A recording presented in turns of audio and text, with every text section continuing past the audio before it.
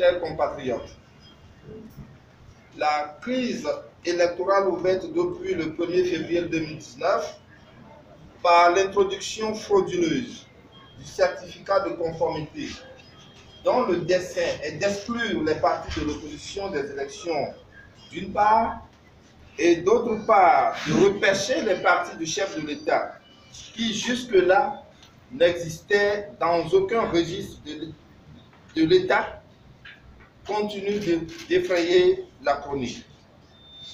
Très tôt, le 19 février 2019, l'opposition, dans une lettre adressée au chef de l'État, lui proposait de convoquer la classe politique pour une recherche consensuelle de sortie de crise.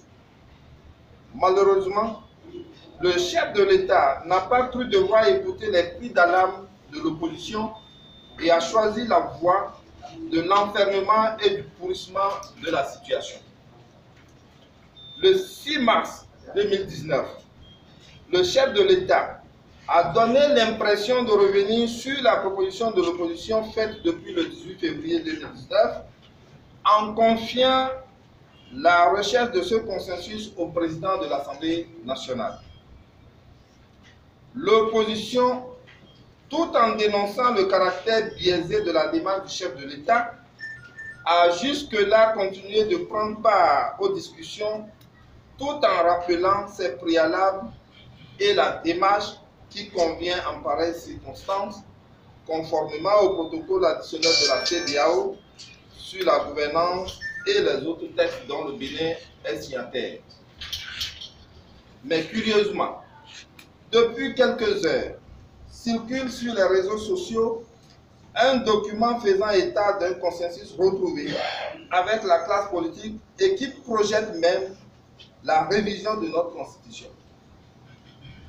Ce document, qui serait le fruit des réflexions d'un groupe de travail dont les travaux sont en cours, ne constitue pas un consensus retrouvé avec la classe politique et témoigne par la même occasion du manque de sincérité des auteurs et commanditaires de telles manipulations. Dans une correspondance adressée au chef de l'État, ce lundi 17 mars, l'opposition a rappelé au chef de l'État en quoi devrait consister la recherche du consensus qu'il nous plaît de rappeler ici.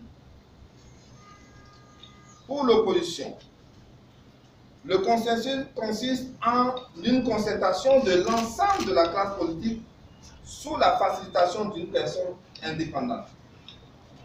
La traduction du consensus en acte législatif par la saisine de l'Assemblée nationale pour la prise de nouvelles lois dans le strict respect du consensus préalablement obtenu. La prise d'actes réglementaires pour la mise en œuvre du consensus.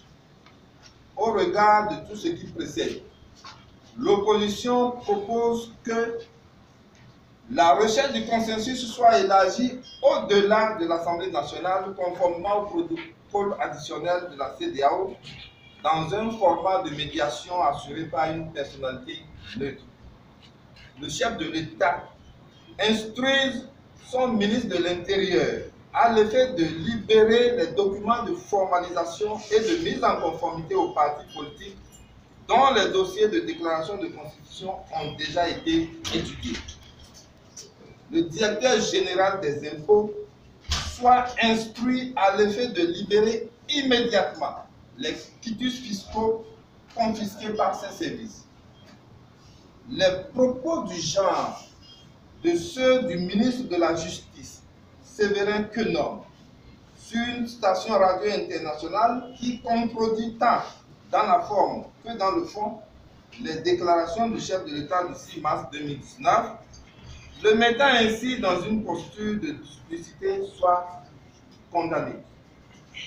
Que des instructions claires soient données à la majorité parlementaire réunie au sein du BMP afin que la perception de double jeu qui est actuellement projetée des déclarations du chef de l'État du 6 mars 2019 cesse d'être des obstacles préjudiciables à la sortie consensuelle et apaisée de cette crise et de cette impasse électorale qui commence à agacer l'ensemble des Béninois, et plus de paix et d'élections inclusives.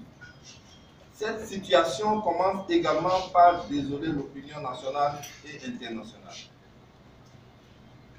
Ensuite, que le processus électoral soit suspendu pour témoigner de la bonne foi du chef de l'État dans la recherche du consensus prôné. Enfin, l'opposition dit haut et fort non à la révision de la Constitution agitée par certains acteurs comme solution dans la crise, et elle insiste sur la tenue à bonne date et dans les délais constitutionnels des élections législatives.